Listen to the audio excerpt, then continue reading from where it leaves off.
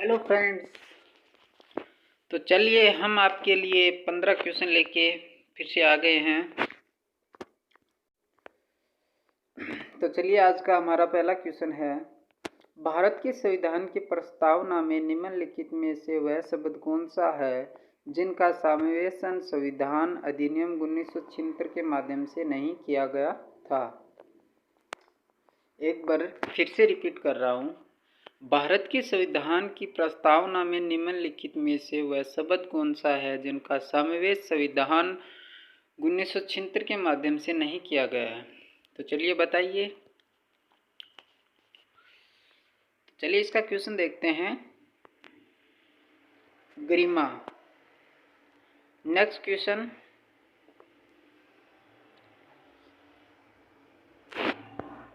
नागरिक समानता का आशय है। नागरिक समानता का आशय है। चलिए इसका आंसर देखते हैं। कानून के समक्ष समानता। नेक्स्ट क्वेश्चन,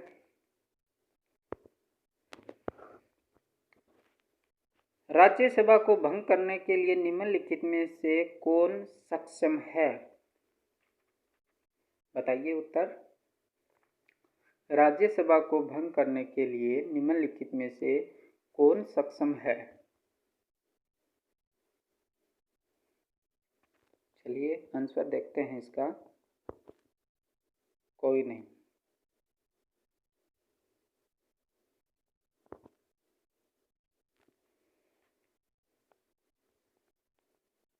बाल अधिकारों पर संयुक्त राष्ट्र कन्वेंशन के अनुसार निम्न में से वह क्या है जो अधिकार नहीं है।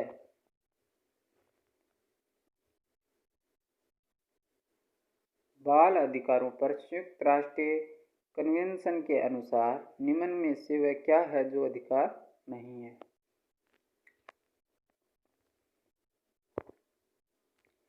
रोजगार। नेक्स्ट क्वेश्चन, किसी न्यायाधीश को एक उच्च न्यायाधीश से दूसरे में स्थानांतरित करने का अधिकार निम्न में से किसको है।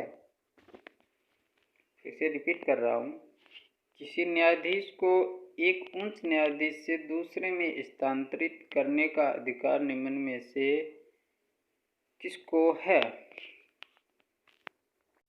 चलिए देखते हैं इसका क्वेश्चन। भारत के राष्ट्रपति। नेक्स्ट क्वेश्चन,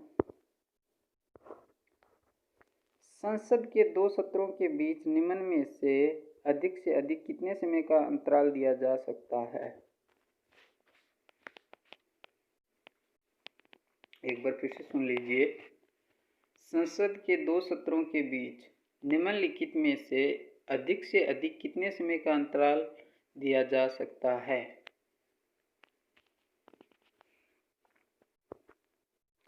6 माह। नेक्स्ट क्वेश्चन, शिक्षा का विषय है।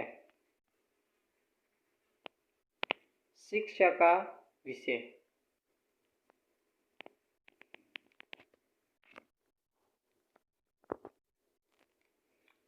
समवर्ती सूची में है।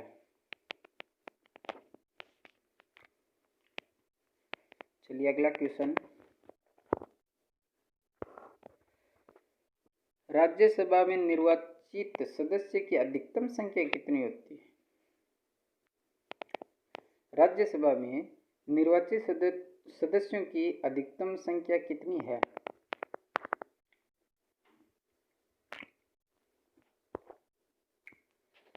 दो सौ 38।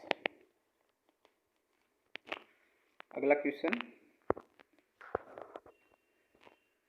हर 5 वर्ष के बाद वित्त आयोग का गठन कौन करता है। वेरी इंपॉर्टेंट क्वेश्चन, काफी बार पूछा भी जा चुका ये क्वेश्चन।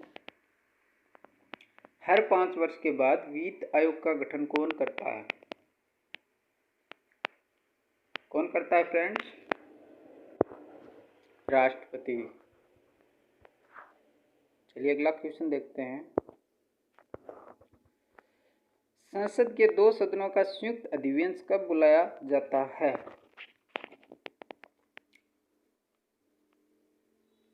संसद के दोनों सदनों का संयुक्त अधिवेशन कब बुलाया जाता है?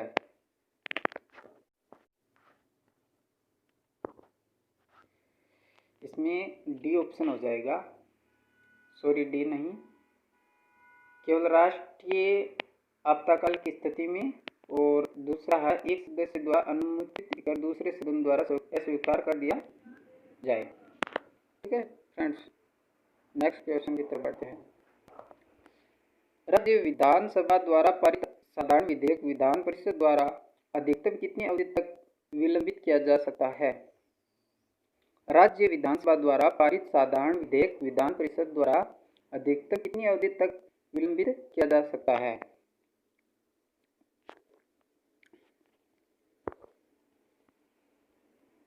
3 महीने। ठीक है फ्रेंड्स, नेक्स्ट क्वेश्चन। भारत में किसी राज्य में राष्ट्रीय शासन लागू किया जाता है तब, एक बार सॉरी फिर से सुन लीजिए, भारत में किसी राज्य में राष्ट्रीय शासन लागू किया जाता है तब क्या होता है? राज्य का शासन संविधान के अनुसार न चलाया जा सके। अगला क्वेश्चन, भारत सरकार से राज्य का अंतरिक्ष संसाधन संविधिक कहलाता है यदि वो, एक बार फिर से रिपीट कर रहा हूँ, भारत सरकार से राज्य को अंतरिक्ष संसाधन संविधिक कहलाता है यदि वो वित्त आयोग की सिफारिश पर हो। नेक्स्ट क्वेश्चन, निम्नलिखित में से किस राज्य ने सबसे पहले पंचायती राज अपनाया था? काफी बार पूछा है इस क्वेश्चन को, काफी बार, बहुत बार रिपीट हुआ है। राजस्थान पुलिस में तो 2-3 बार पूछ लिया इस क्वेश्चन को। एक बार फिर से रिपीट कर रहा हूँ, निम्नलिखित में से किस राज्य ने सबसे पहले पंचायती राज अपनाया था? राजस्थान। चलिए तो फ्रेंड्स, हमारा ज्ञान यूट्यूब चैनल को लाइक, कमेंट और चैनल को सब्सक्राइब कर ले ताकि जो अगला वीडियो आप तक पहुंच सके। तो आज का हमारा लास्ट और अंतिम क्वेश्चन है, भारतीय संसद किसी राज्य के नाम या सीमा में परिवर्तन कर सकती है? भारतीय संसद किसी राज्य के नाम या सीमा में परिवर्तन कर सकती है सामान्य बहुमत द्वारा। ठीक है फ्रेंड्स।